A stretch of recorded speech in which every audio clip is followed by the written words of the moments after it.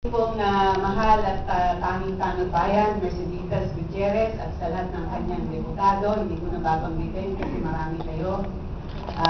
Sa lahat ng mga manggirigma laban sa korupsyon, dahil ito ay digmaan talaga laban sa katiwalian, lahat po tayo.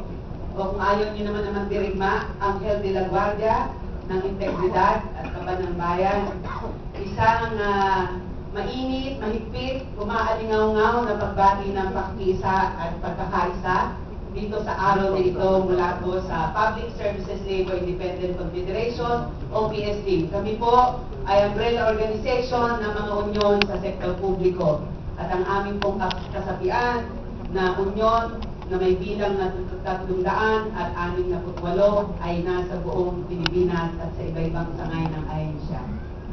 Kami po ay natutuwa, nagdudugod at ikinararangal namin na mapabilang dito sa pagkakataon nito na makapagsalita at magbahagi. Ang amin pong ginawa sa PSA, sapagkat alam po naman ninyo,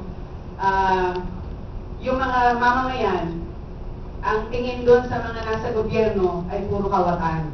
Ang sakit po nun, nakakakirot ng dibdib, nakaka-break ng eardrum.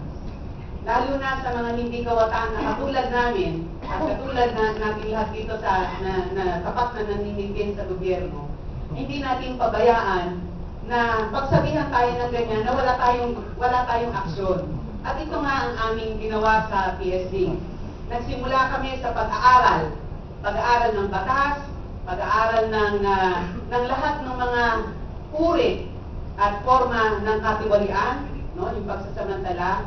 Pagkatapos po noon, ginamit namin yon sa pag-oorganisa ng mga kawani upang meron kang organisasyon na iyong padadaluyin yung kampanya laban sa katiwalian. Pagkatapos po noon, nung kami po ay may kapasidad na, no, umuupo na po ang aming mga kasapi doon sa Selection and Promote Board.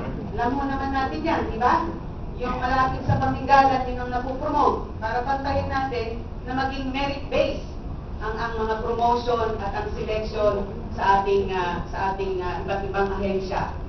Umuupo rin po kami matapos kaming makapag-aral doon sa mga tinatawag na Bids and Awards Committee, doon sa Training or Staff Development Committee. Doon muna po mismo sa aming lugar kung saan po kami ay naglilingkuran. Kasi yun po yung una, no, yun po yung mga konkreto na avenue o daan kung paano mo babantayan hindi lang ang Kaban ng Bayan, kundi bantayan na hindi makapagmalabis yung mga nanunungkulan at maging doon din naman sa mga rank and file at hindi ko sinasabing walang may kasalanan. Kaya nga, pinupulis din po namin ang aming ranggo sa pamamagitan ng unyon. Nitong kamakailan na po, isang araw, Martes at Miyerkules, nasabi na kanina, kami po, noong April, ay lumagda ng kasunduan o Memorandum of Agreement ng pakikipagtulungan sa Ombudsman sa pamumuno ng ating mahal na tanubayan, Merceditas Gutierrez. At ano po ang aming babantayan ngayon? Kami po ay sinayin ng Ombudsman para dun sa procurement law. No? Para po yung aming mga kinatawan na mag-o-observe doon sa mga proseso na yon ay armado ng kaalaman at armado ng mga forma upang masusi na tingnan yung nagaganap na proseso pagka may mga Bids and Awards proceedings. Para yung Bids and Awards Committee ay hindi maging Bids and Awards Komita. Kasi pag mura, ayaw bilhin. Para mamahal, idaan mo sa Bids and Awards Committee. Nalilito ako dyan, bakit mamahal pag dumadaan doon.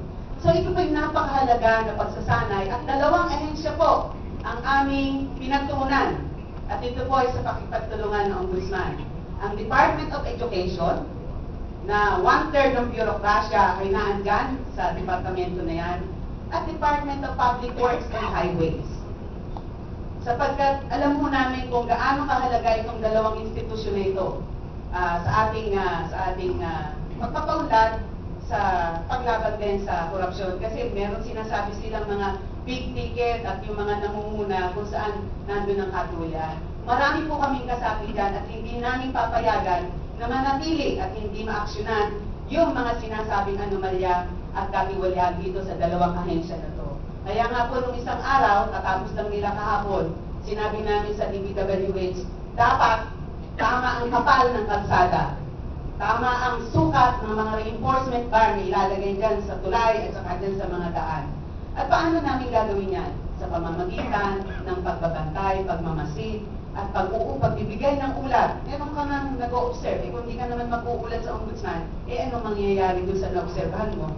Obserbahan mo, kung yung may mali, kung meron tamang itama, sabihin natin. Kung meron namang magandang mabuti, sabihin din natin para hindi naman lahat na lang ng sinasabi ay yung mga mali at hindi naman nakikita yung mga tama. Yan po ang aming ginagawa bilang katuwang ng Ombudsman at sa 23 taon namin ng pagkakatatag, hindi mo kami nagsisisi na kami ay nanindigan laban sa korupsyon kahit meron po kami mga kasama na naharas, ginipit, nawalan ng trabaho, hindi napag-iwanan sa promosyon, hindi na mubali kasi sabi nila, di ba? Kahit hindi ka yumaman at hindi ka naman talaga yayaman, dapat sa gobyerno, pag ikaw ay nanindihan, pero patuloy po kami maglilingkod sapagkat ito lang ho, ang pamamaraan para kami dun sa mga nagsisilbihan sa gobyerno ay makatulong dahil sa pagnanais natin na luminis naman ang ating bayan. Ito lang po ang nag-iisang bayan natin, kaya mamahalin natin to at isang manifestasyon ng pagmamahal ay magtulong-tulong tayo, magkaisa tayo laban sa katiwalian. No to corruption! Yes to integrity. Yes to integrity! No to corruption. Salamat po.